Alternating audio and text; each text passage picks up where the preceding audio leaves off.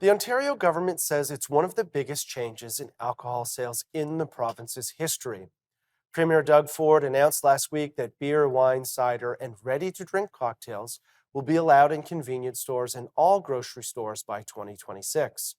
It comes as Ontario also announced its deal with the beer store, giving it exclusive rights to sell 12 and 24 packs, will end in 2025.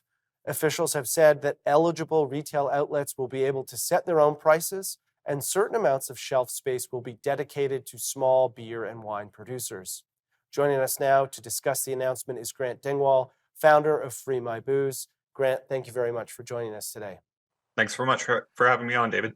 This is something you've pushed for a long time. Let's get into the nitty gritty of what exactly was announced. What are the specifics here?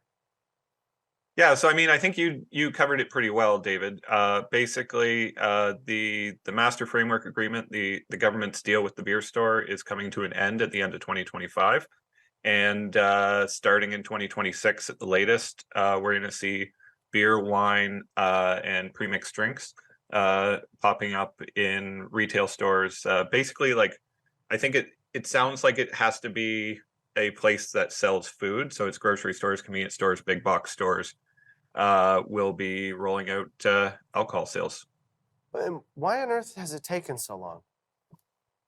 Well, so for the previous 98 years, the Ontario government has had deals with the beer store.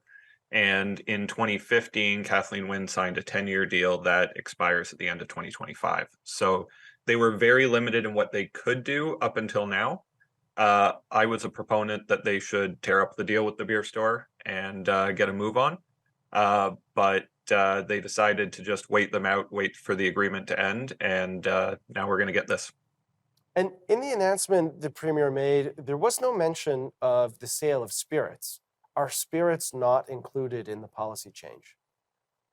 No, so they've said pre-mixed drinks, which will mean things like vodka coolers or your White Claws or what have you.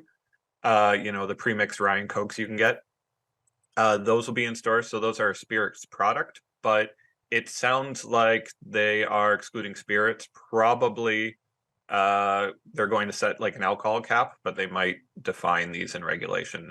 Hard to say exactly which way they're going, but the hard booze is staying out of the broader distribution. And in your view, should it include all forms of alcohol? I mean, I absolutely think it should. I think that a drink is a drink is a drink, and I was pushing hard for spirits to get included in a deal like this. But even the inclusion of the premixed drinks is actually a big deal, legally speaking. We'll be the only jurisdiction in Canada that's allowing those to be sold in convenience stores.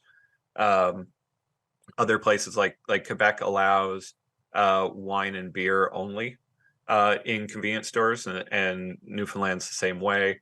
Um, so we will be unique in Canada in allowing those spirits products. So that's a big deal, and it's an in for spirits producers because a lot of them have been saying for years, like if they don't want to sell through the LCBO or they or the LCBO doesn't want to carry their product, they're like, well, I don't have any place where I can Mhm. sell. So this will give them an in that they've never had before, and maybe one day down the line we get some movement on that. And what do we know about what Ontarians think about more retail access? Has there been any polling on what the residents of Ontario have thought about this maybe in the lead up to the announcement? I'm sure there has been. I haven't covered it too closely in the last year or two, but I know um, years back there's polling questions being asked on this quite a bit when Ford announced it during the campaign. Polls came out on this quite a bit back in 2018, and it Mhm. was overwhelmingly positive that we should open up this market more. I think Ontarians recognize that this isn't the 1920s anymore.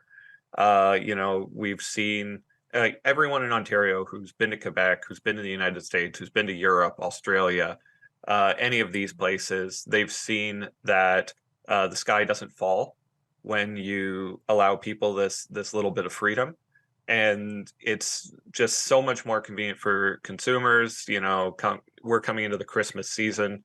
We've all been in the LCBO when you need to buy a bottle of wine the week of Christmas, and you're in line for an hour. I think come 2026, people are going to be pretty happy with these changes. Thank you very much, Grant, for your time. No, thanks for having me on, David.